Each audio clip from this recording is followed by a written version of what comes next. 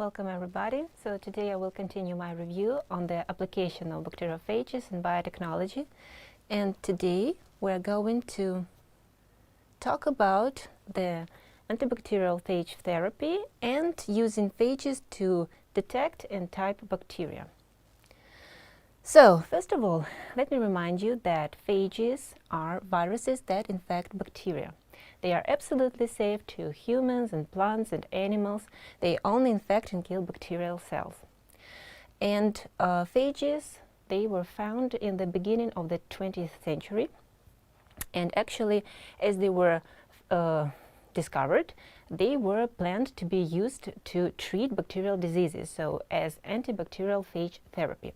But soon after the discovery of bacteriophages, antibiotics were also found, and antibiotics were better in this competition because they were given more stable results, more repeatable results, but phages were not that stable because scientists at that time were still unexperienced in working with phages. And this is why antibiotics were ruling the world, and at least in the West, the idea of using phage therapy was put on shelf, put on a pause for about 100 years, well, maybe a little bit less. And today we are facing the need to use phages as a therapy one more time because we are sort of entering a new pre-antibiotic era. Why is it happening? Well, if in the beginning of the era of antibiotics, in the 20th century, antibiotics were used to treat all the bacterial diseases because bacteria were sensitive and they were killed by antibiotics. But today, more and more bacteria are becoming resistant to the antibiotics. So it means that they have genes responsible for resistance to these antibiotics, and antibiotics do not work anymore. They don't kill bacteria anymore. Today, there are some bacteria that are called superbugs, super-resistant bacteria, resistant to almost any known antibiotics. These are Staphylococcus aureus, Pseudomonas aeruginosa. So it means that the diseases caused by these bacteria cannot be cured with antibiotics. And I'm not even talking about some serious diseases like tuberculosis, but the problem is also that these multi-resistant bacteria can spread within hospitals. They are like intra-hospital infections, and the tragedy is that a person already having a disease, already sick with the disease, is getting over-infected with new secondary infection with these multi-resistant bacteria. And even if a new antibiotic is found, soon after a sort of mobile genetic element, a vector, having genes that can cause the bacteria being resistant to this new antibiotic is also found. So it means that when the bacteria will become resistant to any new antibiotic, it's just a question of time. So when we are facing the problem of these superbugs that are becoming more resistant to antibiotics, we need to find an answer. By the way, there is one more problem with bacteria. They can share these genes of resistance among each other, not only from a mother bacteria to daughter bacteria, but also to kind of like their neighbors, their friends surrounding them. Within one species of bacteria, to their kind of relatives, and even to the other species of bacteria. So to all the bacteria that are surrounding the resistant bacteria, this bacteria can spread the genes of resistance. And when this problem appears, we probably can find an answer in using phages as an antibacterial therapy agents. So bacteriophages can give us sort of time to take a breath to find an answer to the question arising, and I don't think that they will be used just simply as one single way of treatment bacterial diseases, because complex approach is more is better. A complex approach is that we can use phages and antibiotics together to get better results. So here you can see the example of using phages to cure wounds. So this wound was caused by antibiotic-resistant Pseudomonas, and it was cured with antibiotics for more than a year without any results. But here you can see the result of treating it with phages for only 5 months. So the final picture is showing us that the wound is almost healed. These are just few months of using phages on this wound caused by antibiotic-resistant Pseudomonas. Well, when we are talking about any sort of therapy, any type of therapy, there are always positive and negative sides. There are also always positive and negative moments. This same thing is with phage therapy. So the positive moments are, first of all, phages are specific to the target bacteria. It means that if we have a certain bacteria that causes the disease, the phage is specific to it and it will kill only this one bacteria. All the other will be safe. So if we don't know what bacteria exactly is causing the disease, we can use a cocktail of phages, a mixture of different phages that can be used together on some conglomerate of bacteria. Okay, self-limiting, what does it mean? It means that when bacteria are already dead, there is no need in the phages anymore, so they don't have where to replicate, there are no bacteria to replicate in, and so they stop their replication and they simply eliminate from the place that was cured.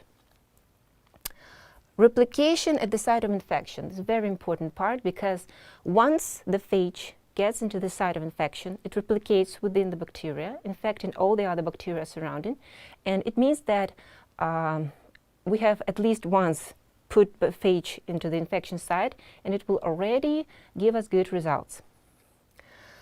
Phages are considered to be safe with no or less side effects. It means that they don't cause any health problems in humans, animals, or plants, and they evolve naturally. It means that if bacteria changes its qualities, if it becomes resistant, the phage changes also, because this is a biological agent, this is a biological organism, and it can also change like bacteria. So phages also change. It's like natural process that is absolutely normal to phages. But there are also negative sides. And one of them is a strong antibody response. The phage is a protein coat with a genome. And these proteins, they cause a strong immune response in macroorganism. It means that if we use phages in macroorganism, probably the immune system will just stop them before they reach the site of infection, because they cause the immune response. So this is simply the reaction of our immune system. This is normal, but this is a problem to put phages to the site of infection. Narrow host range.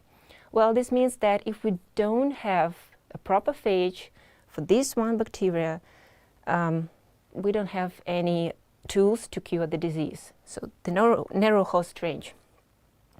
Phages are not always lytic.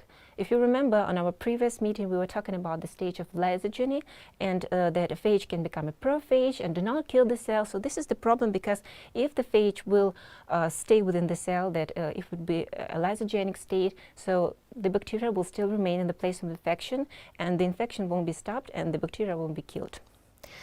Phages may also bring new toxic properties to those bacteria. So this is the stage of lysogenic conversion. You remember we were talking about it. Phages can bring some new genes, antibiotic resistance also, some toxic genes to these bacteria, and these bacteria will become even more dangerous than they were previously before. And sterilizing could inactivate phages. Well, phages are biological agents, and if we create a drug, it must be sterile, so it must be clean of any other bacteria, any other agents, any other toxins. And this means that these drugs must be sterilized, but this process can inactivate phages. So they will be kind of like clean, but absolutely useless. So this is also a problem. So one more time, let's compare phages and antibiotics. Phages are very specific to the bacteria that we want to kill. Antibiotics usually target all the bacteria possible, including our normal microbiota, our normal bacteria that we need to stay healthy and feel good. Phages replicate at the site of infection, so they multiply, and the more there are phages, the more bacteria they can kill. Antibiotics, we need to take antibiotics are eliminated from the body with some certain period of time. So we need to take more and more drugs to keep the working concentration at the certain level. Phages don't have serious side effects. At least they are not described. Antibiotics do have side effects, like causing intestinal disorders, allergies, and secondary infections with fungi, because fungi are not sensitive to antibiotics and they cause the disease after the bacteria are dead. So they can come to this place, especially when normal microbiota is also killed. So phages can, so fungi, like yeasts, they can cause new infection. If we have some sort of phage-resistant bacteria, a new phage that these bacteria are sensitive to can be found. If our bacteria are resistant to antibiotics, they are not limited with only one target bacteria. They spread these genes all around them, and probably all the bacteria can become resistant. And the selection of new phages takes just few days, weeks, so this is a very quick process. And to develop a new antibiotic is a rather time-consuming process and can take up to several years. And so when the whole West world stopped researching phages as agents of phage therapy, the Eliava Institute in Tbilisi, Georgia continued to study and apply bacteriophages, and today they have a lot of phage-based drugs. They can be used to cure gastrointestinal diseases, respiratory diseases, skin disorders, different wounds, especially after burns. And also used in, they can be used in stomatology to cure dental diseases. So a very wide range where phages can be used instead of antibiotics, giving rather good results, especially when we're talking about antibiotic-resistant bacteria. The next way of application of phages in biotechnology is bacteria detection. First of all, I would like to show you a simple scheme and then go to the details. So the simple scheme. We have the phage. We can use its normal life cycle, like infecting bacteria. After the infection of bacteria, we can count the increasing number of phage particles or the decreasing number of cells. We can also change the genome of phage, modify it genetically, and when the phage infects the bacteria, we can detect the new qualities of these bacteria. Also, phages can be used in biosensors, and we will talk about biosensors in our next meetings. So also the detection of bacteria with the help of biosensors and with the help of nanoparticles. These particles also use phages to bind to bacteria. So the more detailed scheme. The principle is a very specific interaction between bacteria and phages. So bacterial cells and bacteriophages, they interact very specifically because of their receptors. And first of all, the detection can be there are two groups of detection methods. The first is capture-based detection. So, as I already told you about biosensors, phages can be used in the construction of biosensors, and when the bacterium is bounded with phages, the sensor detects this bound. Or the same thing can be used with nanoparticles, for example, magnetic particles. And not always phages, but sometimes their receptors can be used to specifically bind the bacteria. And then we can use, for example, paramagnetic separation to isolate these bacteria, detect them. Also, a principle can be used that when this bound is formed between phage and bacterium, we see a sort of reaction, like fluorescence reaction, for example. And all the other methods are based on the infection.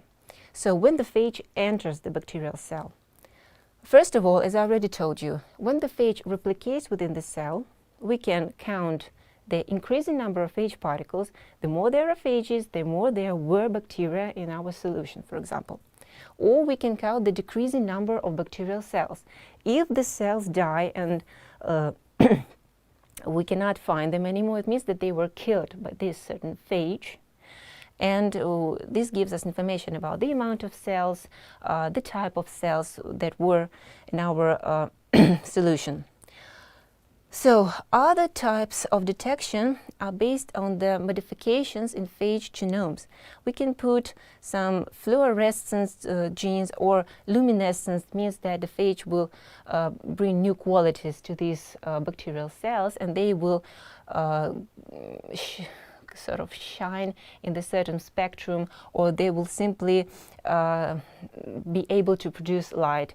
Or we can also change the properties so that the cell will become a production factory of a certain substrate, and we then can detect this substrate. So these are more complicated approaches. But also phages can be used to type bacteria. So when we put bacterial cells on the petri dish, on a solid medium, nutrition medium, they grow alone as a carpet, you know. And there are holes in this carpet. These holes are caused by phages. These are called clear zones or plaques. So these clear zones, one clear zone corresponds to one phage particle. Phages can be simply put as drops on the bacterial lawn, or they can be mixed with bacteria and then they will be put all together on the petri dish. So one clear zone corresponds to one phage particle. It means that one phage particle got into the cell, reproduced, the new generation of phages infected the cell surrounding, and these phage particles, they were spreading in all directions, forming a clear circle. So if we see this clear zone, this means that these bacteria are sensitive to this phage. If we don't see a clear zone, it means that these bacteria are insensitive, are not sensitive to this phage, and it doesn't replicate within these cells. Also, the bigger phage is, the smaller is the clear zone, and the smaller phages, the bigger is the clear zone, because it is easy for the small phages to spread on bigger, larger places. So, the principle of typing bacteria. We have an unknown bacteria. We use phages that we already know of different types, and we search the clear zones. If they are forming in a certain place where the certain phage was used, we can say that this bacteria is of a certain type. For example, like two experiments. We have two unknown bacteria. So we put them on the petri dish and use 4 different phages, but the same group of phages in every experiment. In the first one, we can see that the clear zones appear on the place where we applicated phage D. And this means that this unknown bacteria is phage type D. In the other experiment, we can see that clear zones form on the other place of the petri dish where we used the phage A. So that means that this bacterium is phage type A. So using the same group of phages gives us different information about these bacteria, and we can type them, and we can classify them, and we can even sort of identify them. By the way, if we use phages for different species of bacteria, this is sort of identification using bacteriophages. Well, I think that this will be enough for today, and we will continue in our meetings talking about the application of phages in biotechnology. So thank you for your attention, and see you next time. Goodbye.